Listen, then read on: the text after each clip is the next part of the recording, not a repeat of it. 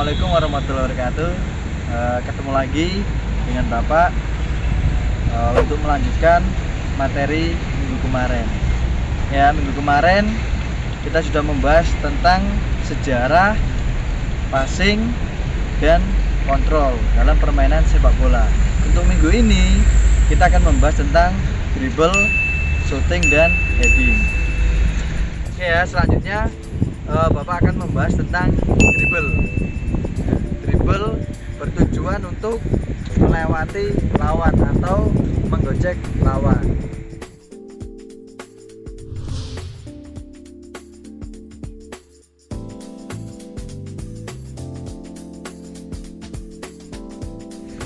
Oke ya, selanjutnya Bapak akan membahas tentang shooting. Jadi shooting di sini bertujuan untuk mencetak gol dengan kekuatan yang keras menggunakan punggung kaki atau kaki kura-kura.